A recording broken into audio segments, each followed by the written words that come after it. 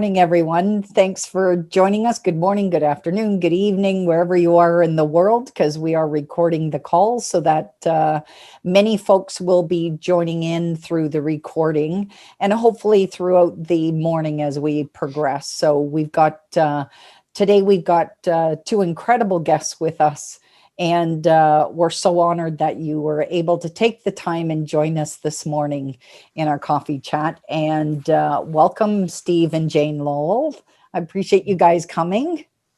Well, thanks for inviting us. We always love doing stuff with you guys in Hasmark. You know, we're part of the community, part of the family, and we just love to be here with you guys. Absolutely. Yeah, it's great. To have it's you. Be an awesome time together. Absolutely. Absolutely. So why don't we get this party started? Yeah. Okay. So, Steve, are you now I've lost track of time due to COVID. Are you now the president of the Global Speakers Association? Next Whatever month, in about 3 weeks. Oh, okay. Yeah. So I jumped on that one a little bit early. No, that's good. So right now I'm the president-elect. We have our next board meeting. I think it's first week of July. I think it may even be later in June. I'm not sure. So sometime in the next 2 or 3 weeks, they hand me over the keys. Oh, fantastic. Wow. Yeah, well, congratulations. It is exciting. So you will reign for an entire year? Yeah, I'll reign for a year. Yeah. Very cool. I'll be raising hell for the whole year. We know you. Say anything you want.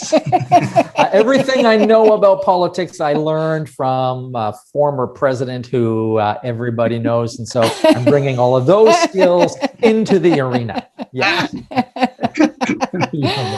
Okay, we can hardly wait.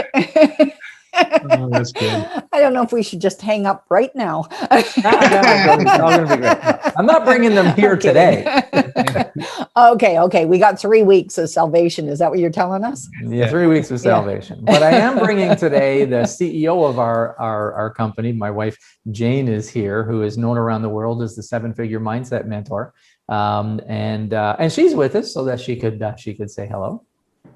Excellent. Yeah. So we're taking the business in a bigger leap than we ever have. Steve is going to be working with thought leaders around the world who have a complex idea that they don't know how to sell, and they need a simple way to do that. So this is a new direction for us. It's the same thing he's always been doing, but with a different audience. He has started to work with some of those people already, and it is inspiring him and loving it. So I've stepped into the role of CEO. I will be doing less and less coaching. Really, I'll be doing no coaching unless someone really asks and knows what I've done in the past. So I'll be running the company, taking care of, researching these potential people, booking him into all these events to speak at. And that's our news that we have. Wow. Congratulations. It is exciting. Yes. And there's no doubt at all. You guys will be incredibly successful. There's no doubt at all. I love the concept. Absolutely. Yeah. I do too. Well, the interesting thing about it is it all kind of, it's so relevant to this community. And the reason is because a lot of the things that have happened with us over the years, and some of you know us and you know that we've gone, we're global now. I mean, we're, kind of out there. So, and a lot of this has come from the books. And not all of it, but a lot of it has come from the books, because we get the book out there and we get people in Ireland buying it, people in Germany buying it, people in Austria, people in New Zealand, people like all over the world buy the book. And then they say, how can we get you to come over here? And, because of my association with the Global Speakers Federation, it's been reasonably easy in the past for us to get over there. But now it's virtual, right? So, I've spoken in India and I've spoken all over the place virtually. And a lot of it is because, not just because of the book, but the books have been very big contributing factors. And so it's particularly relevant to this community. Absolutely. Absolutely. And and like I said, I've actually witnessed it. And funny enough, a memory came up yesterday, and when I was at your event in, I think, 2014. So it's incredible. Wow. Between the books. even the fact, even the different sort of dichotomy, like how the first book was so much different than your second book and how much more you had evolved. And then even the knowing of how to get your book out there and the fact that you're getting invited to speak because of your book is phenomenal. It just goes to show you the power of what it can do for you as an author. Yeah, absolutely. And so what I really want to talk about today is, I know the title of today's session was about expert insights in the Repumeter, and we can do some of that because it is important. But what I've decided to change up a little bit to something that's going to provide a lot more instant value for you and the community. And people who watch this recording are going to be pretty sorry that they missed the call by the end of it. That's my guess. I love it. Okay. So so here's what we're going to do. I'm going to ask in the room, put up your hand if you have not seen the Repumeter. If you do not know what that is, just put your hand up like this. Okay, so we have one or two people. Okay, so what I'm going to do is I'm going to give you a brief outline of what the Repumeter is. And then we're going to go from there. I'm going to take you through some exercises. And so, Judy, I kind of jumped in there. I hope that was okay. Did I cut you off with any kind of announcements? Absolutely no. Okay, cool. Steve, I know you were going to go, so go. All right, cool. So before we get started, what I am going to ask you to do, though, is I am going to ask you to have a piece of paper, not a computer, not an iPad. We have a piece of paper and a pen, a writing implement. It could be a pen, a pencil, paintbrush, crayon, I don't care, something that you can write with. Have it handy. All right, so we're going to get to that. Just sort of set it aside. But I want to tell you this. I want to tell you this story. And if you've heard this story before, then you know what to do. And if you haven't heard this story, then you know what, I'll tell you what to do. So I want to tell you this story, but first I want to ask you a question. Put up your hand if you or somebody you know is in the market for a tennis instructor. Put your hand up like this if you or somebody you know is in the market for a tennis instructor. Now, I've done this. You'll see no hands are up. I've done this all over the world with thousands of people, and on the very rare occasion, one hand might go up. Folks who are watching this recording, I just want you to think about it. If you were here on this call, and if I said, put up your hand if you or somebody you know is in the market for a tennis instructor, would your hand go up? And chances are good that it wouldn't, because most people are not in the market for a tennis instructor. So then when I do this live in an audience or in a group that has not seen me speak before, I go into a story. And here's the story. The story is this. Brian came to me one day about 20 years ago, and he said, Steve, I'm going to all the networking events. I'm meeting all the people. I'm shaking all the hands. I'm just not getting the business that I need. I said, well, Brian, what do you do? He said, I'm a tennis instructor. And we see what the market is for tennis instructors. So we taught Brian some fundamental principles about changing the way he speaks about himself. And if you saw Brian today, and if you said, Brian, what do you do? He'd say something like this. He'd say, well, you know how sometimes kids have so much energy and the parents get so frustrated because they're bouncing off the walls and they have no idea what to do with these kids. He'd say, well, what I do is I take kids of any age, I bring them on a tennis court, I absolutely exhaust them, and then I hand them back to their parents. So let me ask you on this call, put up your hand if you might know somebody who might be in the market for a tennis instructor. Okay. And all of a sudden, you'll see some hands go up. Now, we do this. Now, those of you who have participated, you've seen this before. But I guarantee you, all around this world, when we do this with any size of audience, whether it's an audience of 10 or an audience of 1,000, the same thing happens. It starts off with no hands going up, and then a whole bunch of hands go up. And what changed is the way that Brian introduced himself. It changed, just by changing some of the words that he uses, it changes the entire perspective of his value. So the concept of expert insights is about changing the concept of your value. So here's what happens. What I found in 35 some years of working with authors, speakers, coaches, and consultants all around the world, I found that your ability to really generate business at a high level is dependent on how your market perceives your value. So, oh, good. I was going to ask you to spotlight for this. That's great. So what I've discovered is that there are 4 different states to your value, to the way your market perceives you. And this is called the Repumeter, and it measures how your market perceives you based on what they know about you. So what they read your book or watch your videos or whatever. And there's 4 different states. And the first state is what I call obscurity, which means nobody really knows who you are. Nobody really knows what you do. They might read your book if somebody gives it to them, but they're not really sure that why you exist, right? And then the second level is what I call competitive. And competitive means that people generally know who you are. They generally know what you do, but you're kind of the same as everybody else who does what you do, right? So you're an author and you write a book about, spirituality or health or, business or something. And you write these books. And if you're in competitive, it means that people might read your book and they'll say, yeah, it's a good book. And it's just like this other book. And it reminds me of this other book. And it's kind of the same message as everybody else. And that means you're in the state of competitive. And then the next state is what I call branded.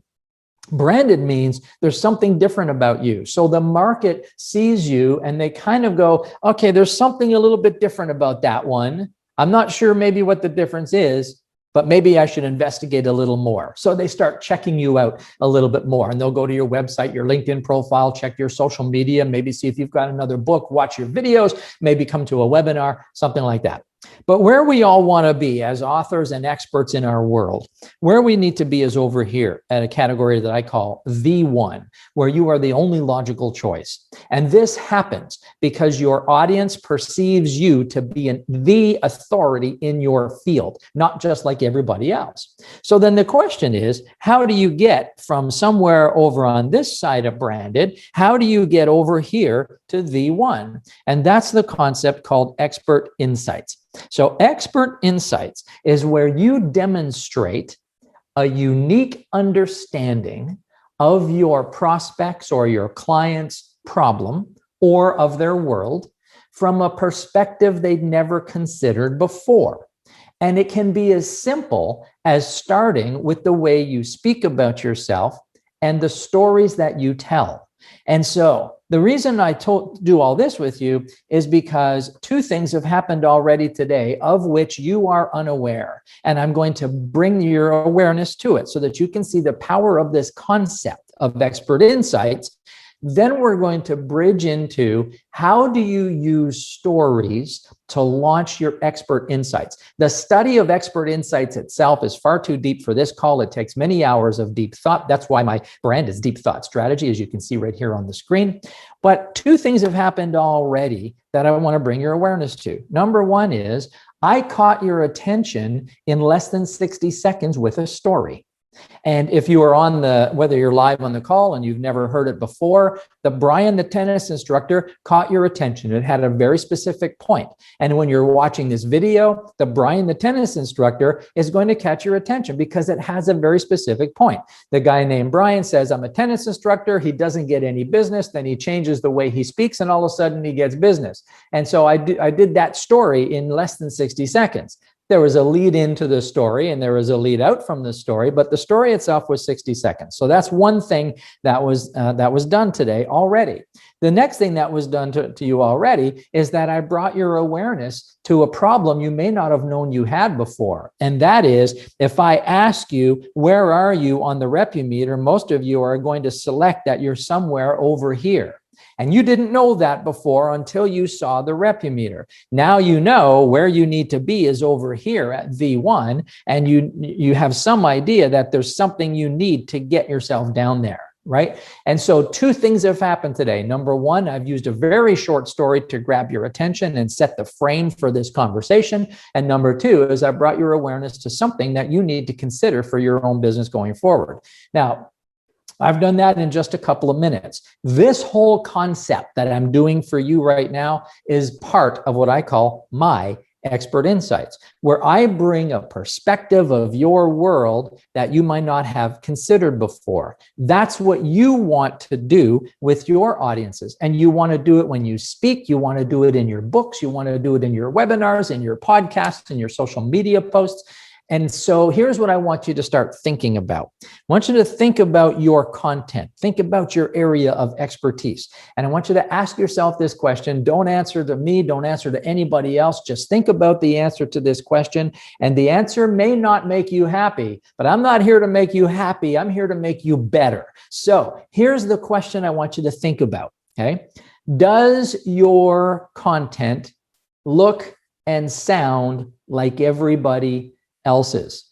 And you don't have to nod your head, shake your head. You don't have to respond in any way. I want you to ponder that. Now, here's what's going to happen with some of you is your initial thought is going to be, well, no, mine is unique. And I want you to think about this. Is it actually unique? Yes, you've got some unique stories that you can tell that nobody else can tell. But if I read your book, can I go and find other books at Amazon or other books at Chapters and take them off the shelf and learn the same thing from a whole bunch of other people? And if the answer is yes, I mean the true answer, the answer that is void of ego, the answer that you are not going to talk about at parties, if the answer is, you know what? I think yes, I think maybe my stuff might sound similar to other people's stuff. Then this is what you want to start doing, is you want to start looking for what I call your expert insights. And we're going to take the very first step right now. So here's what I'm going to ask you to do. I want you to take that piece of paper and I want you to take your pen and I'm going to ask you some questions and I'm going to go through 3 different questions. I'm going to put a timer up on the screen of 1 minute for each question. So I'm going to ask the question. I'm going to put a timer up on the screen of 1 minute, and I'm going to ask you to answer the question on the page. But here's how I'm going to ask you to do it. Steve. Yes. Sorry, I'm going to interrupt because even we are very focused on authors, but we have Team Hasmark here. And I'm thinking to myself, it doesn't always necessarily apply to just the book or making your book stand out. This also applies to us and the performance 100%. We do. And I just wanted to say that so that anyone listening and everyone on the call understands this applies to everything. Yeah.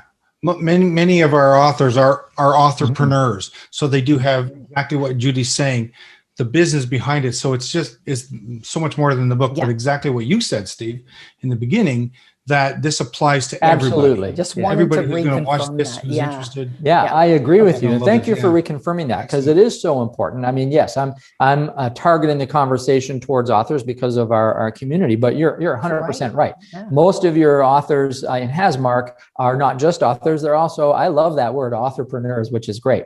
So whether or not you are a published author or an inspiring author or not yet an author, this will apply to you for sure. So here's what I'm going to ask you to do. I'm going to ask the questions, and then each time I'm going to put 60 seconds up on the clock. Now, I'm going to ask you to make a list of things, and here's the way I want you to do it. Most people, when they're instructed to make a list of something, they make a list like this, and they write the list this way.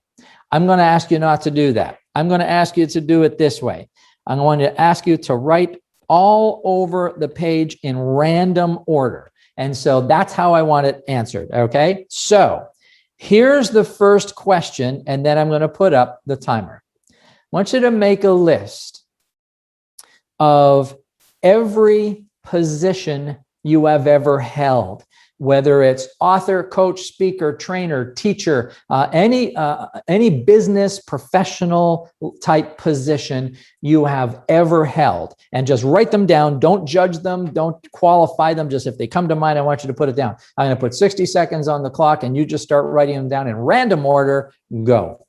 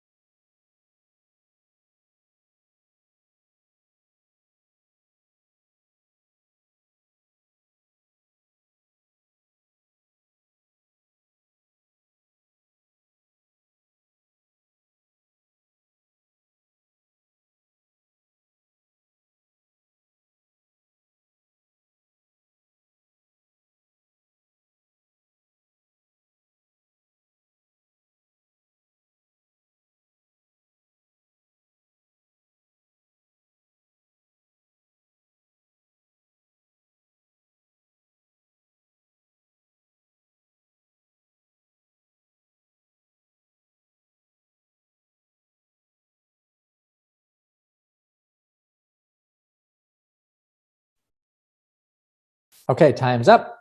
Okay, here's the next question. The next question is, I want you to write the names of anybody in your life who has ever been a significant influence. And don't want you to evaluate it, don't want you to pressure test it or think about it too long. Just get the names and write them down, and in random order, same as before, on the same page, okay? And it's going to be a mess, and that's what we're looking for. Okay, 1 minute. Anybody you can think of who has been an influence in your life. 1 minute, go.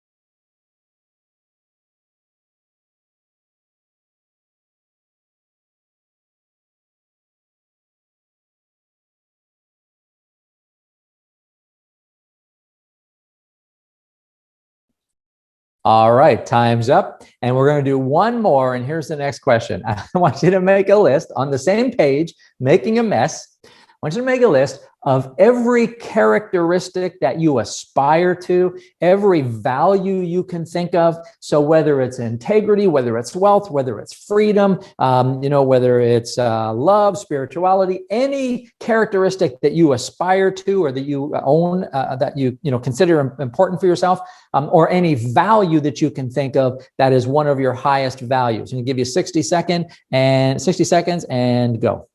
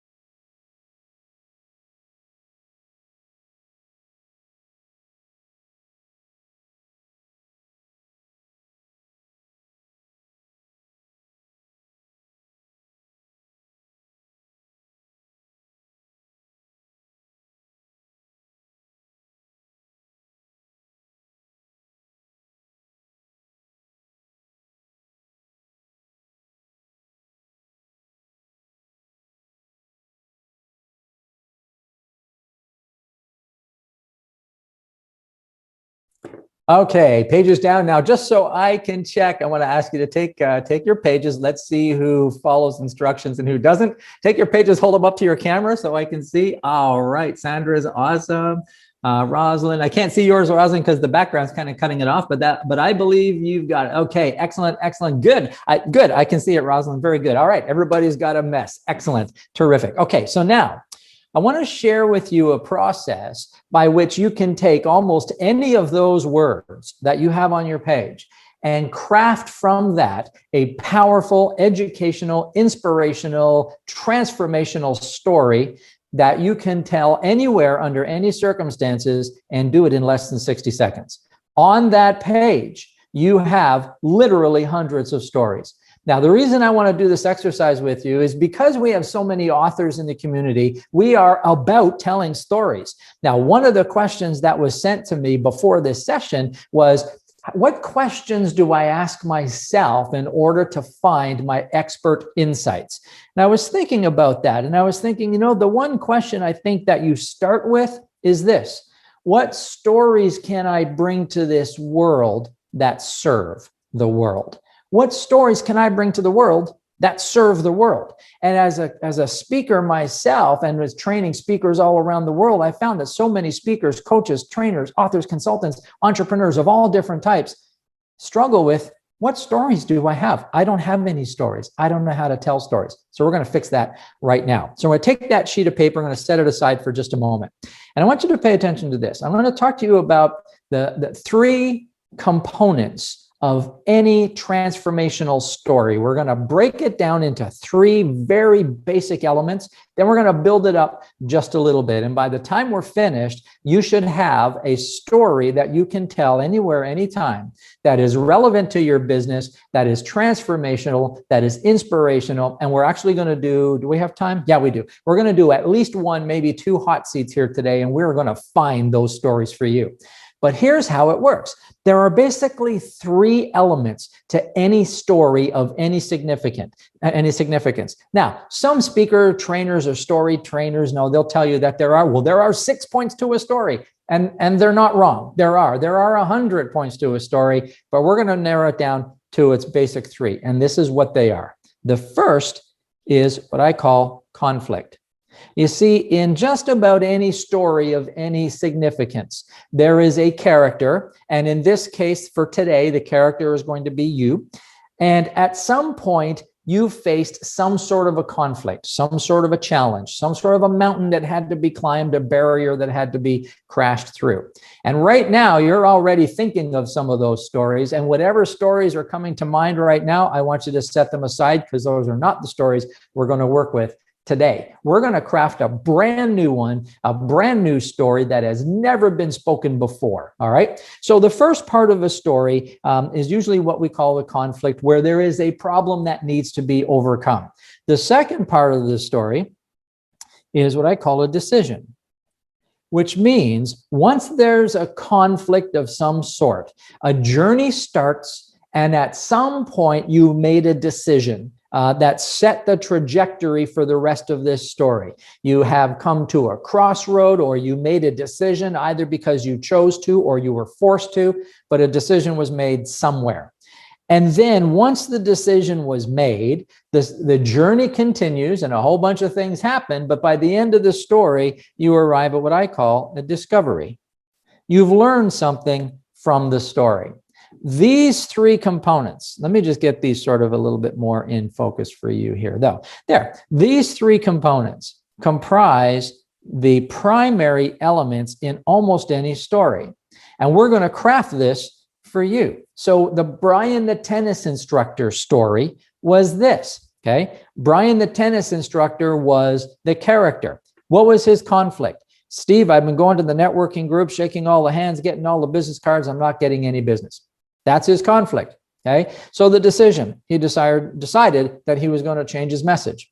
The discovery, now he says his new message, and all of a sudden he gets business. Now I take those things and put them into a story, but the format is still there: conflict, decision, discovery.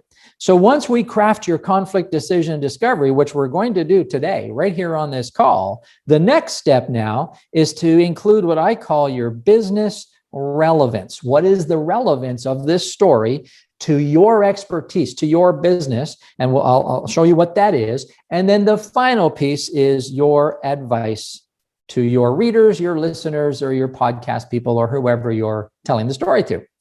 So here's what we're going to do. We're going to start with the 3 main components, okay? So I'm going to ask you to do this, to make sure that this is random and to make sure that you're not using a story you already tell. I want a brand new story that's never existed before.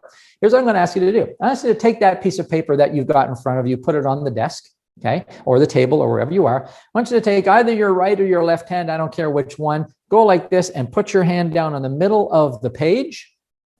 And I'm going to ask you to close your eyes with the other hand, and I want you to twist the page and keep twisting the page like this until you're just turning it on the surface, on the desk, on the table. Your eyes are closed. You're turning the page, turning the page. You should be doing that. And as soon as I say stop, you can stop.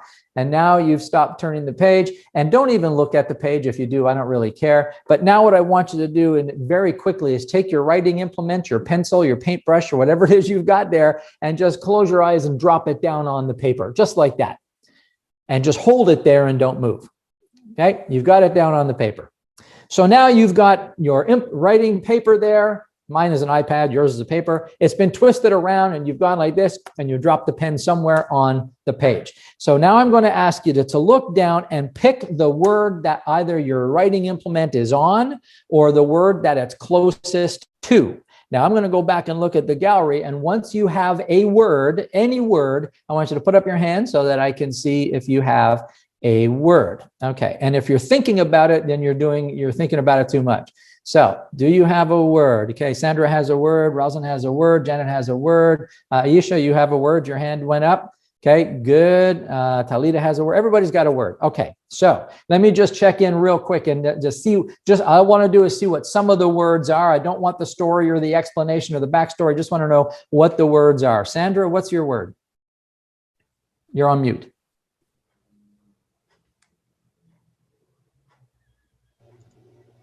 Great. Sorry, say it again. Great. Great, got it. Okay, excellent. Janet, what's your word? Savior. Savior, cool. Talita, you have a word? Did you have a word? What's your word? Yes, President of Human Rights. President of Human Rights. Okay, gotcha. Jenna, do you have a word? Mine was software engineering recruiter. Okay, software engineering recruiter. Okay, cool. So everybody has a word. So now what I want you to do is this. I just want you to think with me for a moment. In fact, you know what we're going to do?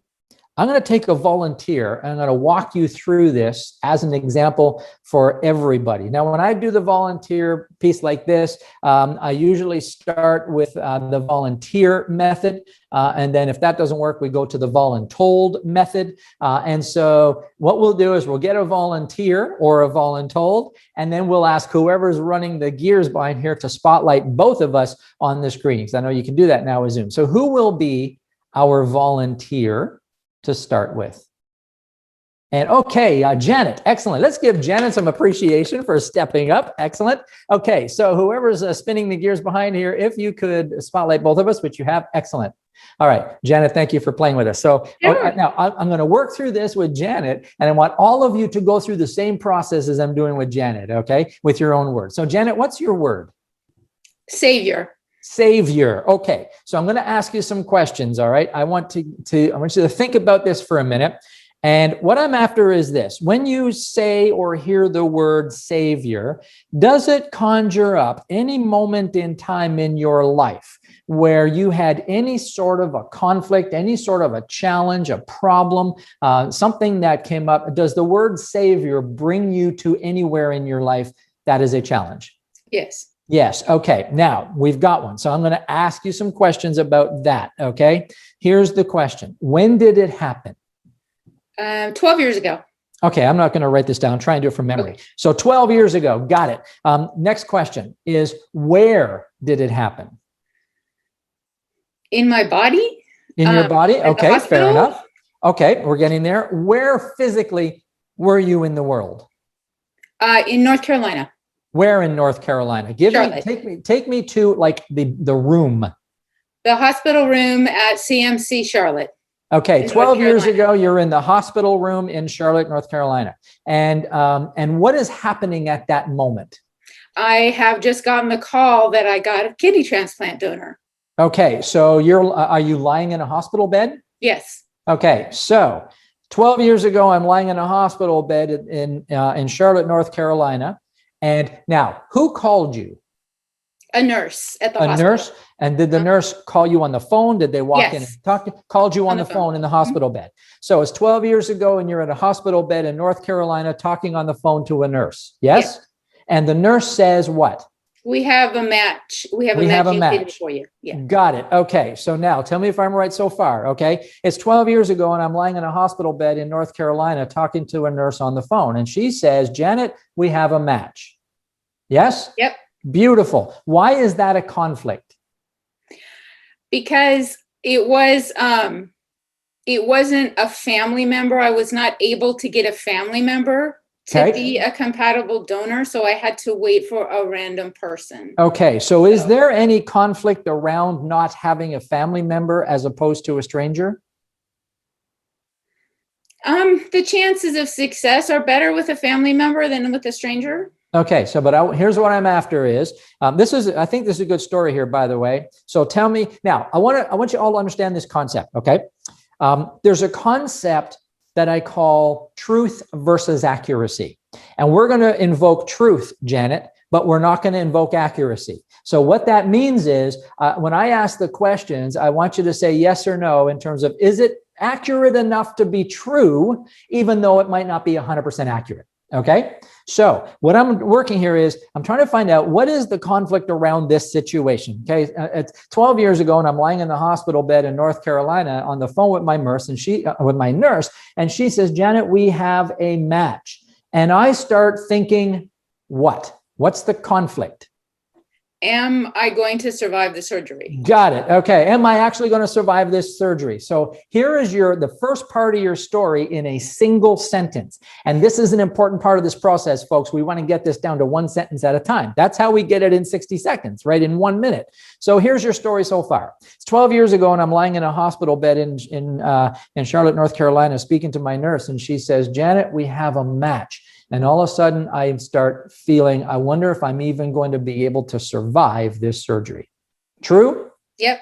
Got it. Now, that's your conflict. Now, somewhere, it may be that minute, it may be sometime after, you made a decision that relates to that conflict. What was the decision? Yes, I will accept it. Okay, I'm going to accept the risk, right? And so it could be a little bit more than that. So tell me a little bit of detail around the decision. You didn't really have much choice, right? I know. You didn't really have much choice. So the decision wasn't, yes, I'm going to accept the operation. There was something else that you decided. Think about it for a second. What else did you? What else did you decide? I agreed to accept somebody that would save my life. Okay. And even then you decided something else. Tell me if I'm close. I want to live. There. I decided that I want to live. Now, if we dug on this, if I was coaching you through this, I would go deeper around the I want to live piece. And here's where I would take you. I'm going to hand it to you instead of pull it out of you just for time. Where I would take you is probably this. And you tell me if I'm right or wrong, because I can be wrong. I thought I was wrong once, but turns out I was mistaken. So that was funny. So here's where I'm going with this is, you didn't have any choice but to accept that donor. You didn't have any choice but to do that operation. But what you may have done is you may have chosen the mindset with which you were going to go through that experience. Correct. Yes? Is that true? That is good. Correct. So what is the mindset that you chose to go through that experience with? That I am thankful and grateful for the opportunity. Got it. Okay. So here's where we are right now. Follow me through. Okay. We have the two first pieces of your story. Okay. It's 12 years ago and I'm laying in a hospital bed in Charlotte, North Carolina, speaking to my nurse. And my nurse says, Janet, we have a match. And I started thinking, I wonder if I can even survive this surgery. But after some thought and introspection, what I decided was that I was going to be grateful for this opportunity to extend my life. Yep. That's where we are. Got it? Two sentences. You're 2/3 of the way through your story. So now, at some point, Janet, there was a result, right? You had the surgery, and at some point, you went like this. You said something like, "It worked," or "I couldn't have made it if I hadn't adjusted my mindset." At some point, you discovered the power of going through this experience with the proper belief system and gratitude. Yes? Yes. Take me to that moment. I learned to trust source, to trust the divine. Okay, good. Now that's the discovery. Now what I want you to do is take me to a moment in time where, and again, this is a truth versus accuracy thing. So I want you to come in your mind to a moment in time that represents where you actually laid there, stood there, walked there, did whatever you're doing and said, I have learned to trust source. Bring me to a moment in time that demonstrates that. My talking on the phone to my mother and she was crying hysterically. Beautiful. And how long after the surgery were you talking to your mom? Probably 24 hours. 24 hours. So 24 hours, you're still in the hospital? Yes. Talking to your mom? Yes. And what did you say? I said, the surgery was successful and. Okay. And at what point in this conversation did you have the realization that it was important to trust source? She told me a story. ironically, that the night before she got mad at God and said, look, Janet's had it. She needs it now. Good. And what did you say? My mom takes full credit for All right. We're getting there. This is good. And so your mom had this conversation that she was angry at God. And where does the trusting source piece come in? That I had to accept that God, I had to wait 5 years because God had a right kidney for me. Okay. And so this conversation happened on the phone with your mom. Yes. Got it. Okay. So here's your story, your entire story, all the way to this part. Okay. That's 12 years ago, and I'm lying in a hospital bed in Charlotte, North Carolina, speaking on the phone to my nurse, who says, Janet, we have a match for you. It's kidney? Was it kidney? Yeah. Janet, we have a match for your kidney transplant. And I remember thinking, I don't know if I'm even going to survive this surgery. But then, I decided that I was going to approach it with the right mindset. So I approached it with gratitude and positivity. And then about 24 hours after the surgery, I'm in my bed talking to my mom on the phone, who tells me how angry she was at God for putting me through this. And I realized that the reason why I got through this is because I put my trust in source. Yeah. True? Nice. Okay. Have you ever told this story before? No. No. Now you already have a brand new story that you can tell the world. Now, let me ask you this question, Janet. What do you do? What's your expertise? I'm a romance author.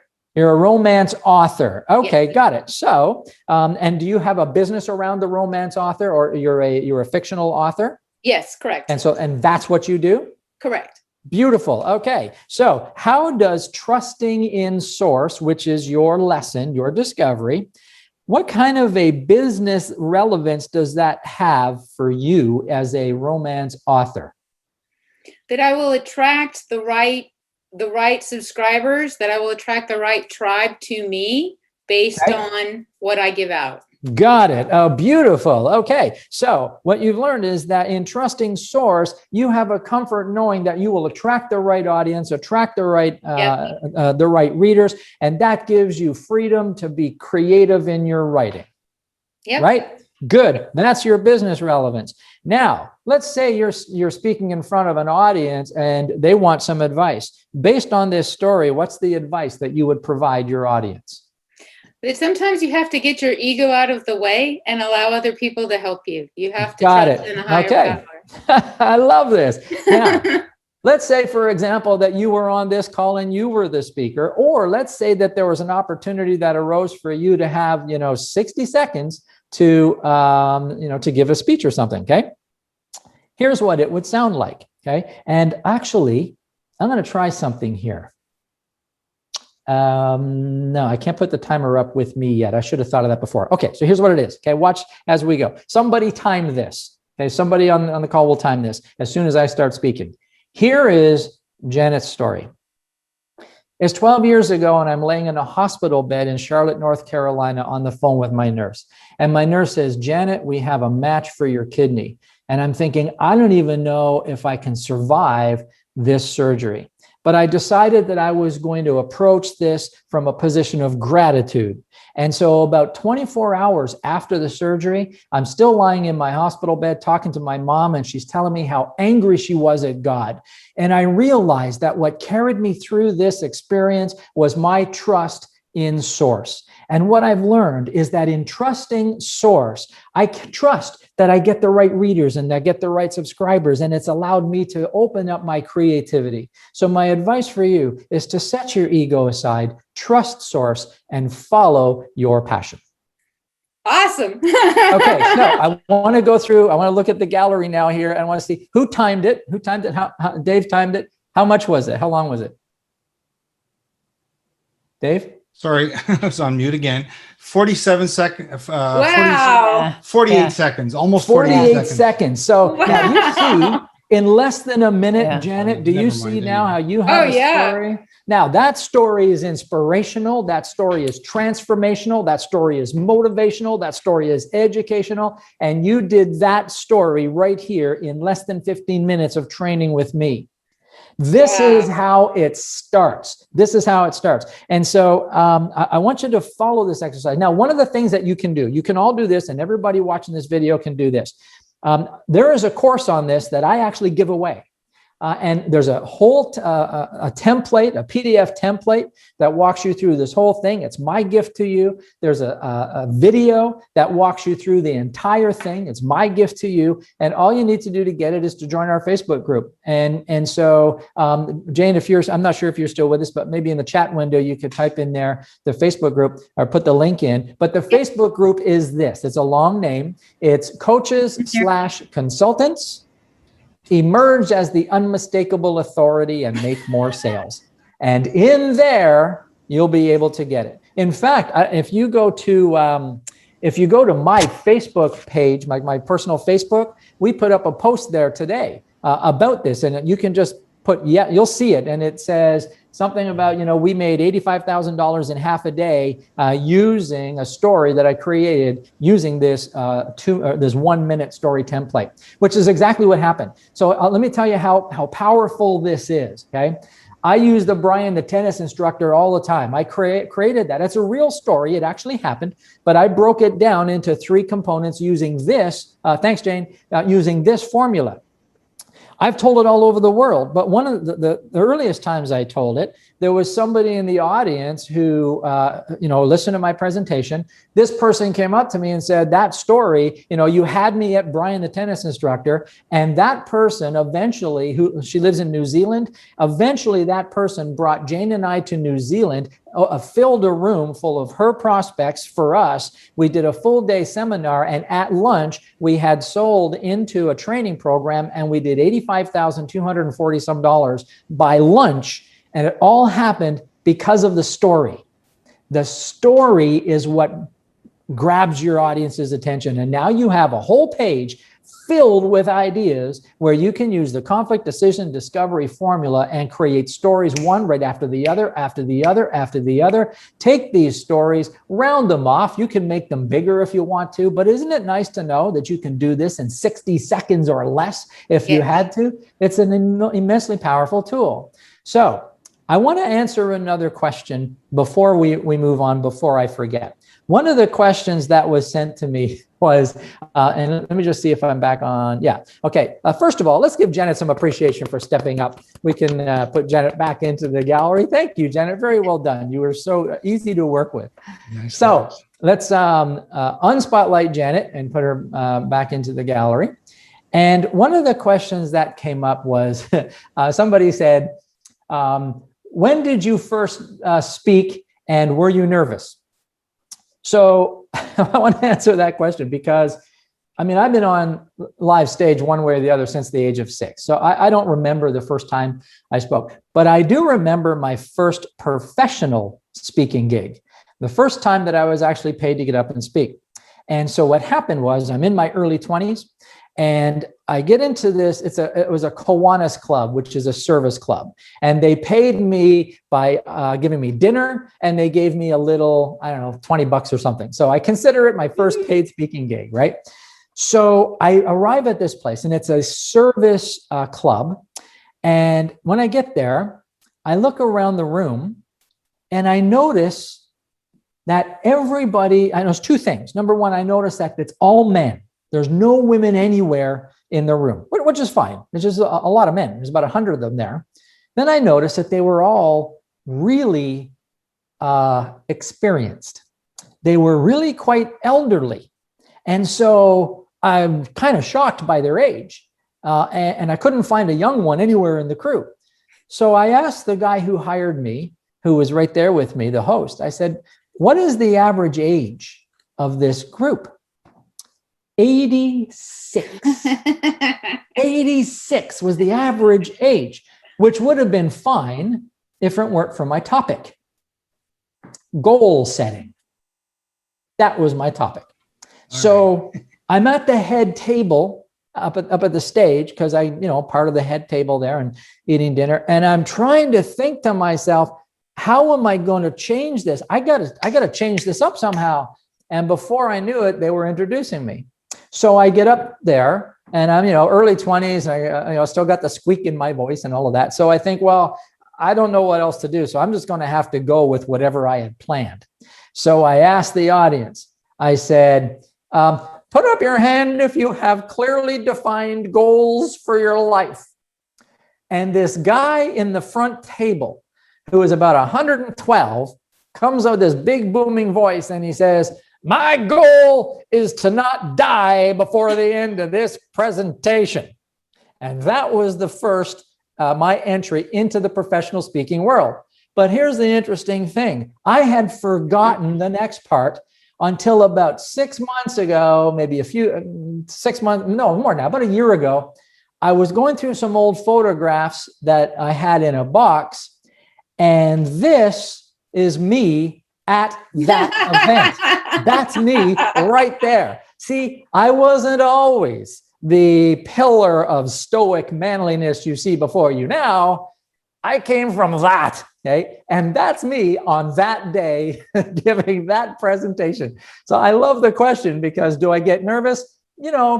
Yeah, I get nervous, I guess. I get some butterflies, but to me, it's excitement. Like I live on that excitement. Some of you know that Dave and I, your own Dave here in the room, that he and I played music together for many, many years all across the country. And we've played thousands and thousands of times in front of thousands of audiences. And I can't speak for Dave, but what I can tell you is that I got nervous every single time. Now, it wasn't a fear nervous. It was, some butterflies, handshaking a little bit until we get into the groove, and then everything is cool. But even coming to this today, there is a nervousness, and what I do is I take that nervousness and I channel it into service. How can I provide the best possible experience for every single audience that I present to without exception? And of course, you are one of those audiences. So I get that nervous energy and I try and channel it into a position of service.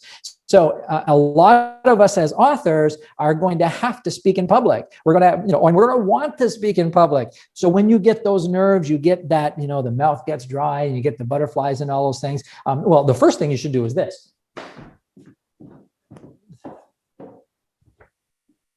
First thing you should do is buy my book, From Stage Fright to Spotlight, published by Hasmark Services. But the next thing you need to do is you need to understand that you got to put yourself in a mindset, in a position of service. Now, this process that we've done today, the conflict decision discovery, is going to help you craft the stories that are going to be easy to tell, that are going to help you become in a position of service through your stories, going to help you start helping people understand your value.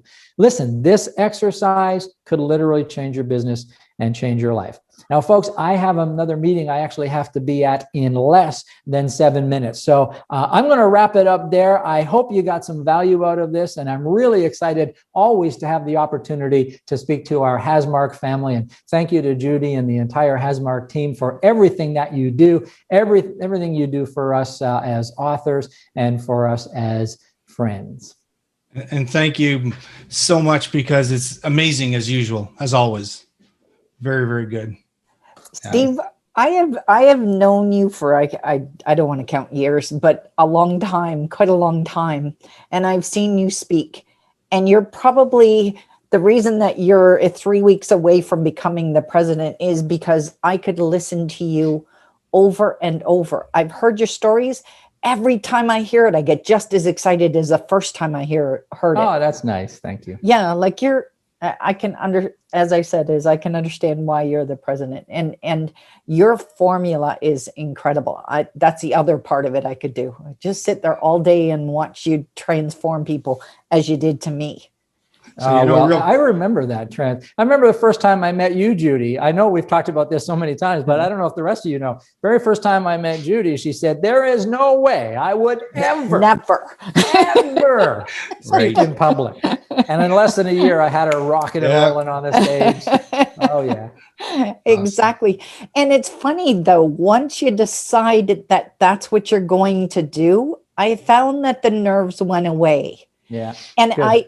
Every time I get anxious, but I wouldn't say nervous. Like I do get those on live on when you walk up on stage, but it leaves because you get caught in the emotion of what you're presenting. 100%. It's always worst 2 seconds before you take the stage. And then it just kind of goes away.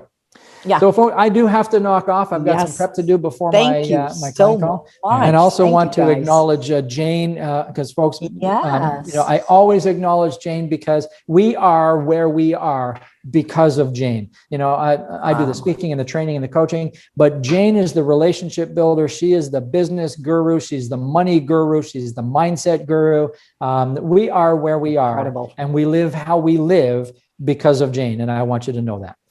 Yeah, absolutely. Absolutely. You guys are incredible. So thank you again. It has been absolutely wonderful being on a call with you guys today. Awesome. So Awesome. thanks. Awesome. Thanks, everybody. Thank See you you. again. Take care. Bye-bye. Okay. Thanks, everyone. Thank you. Bye now.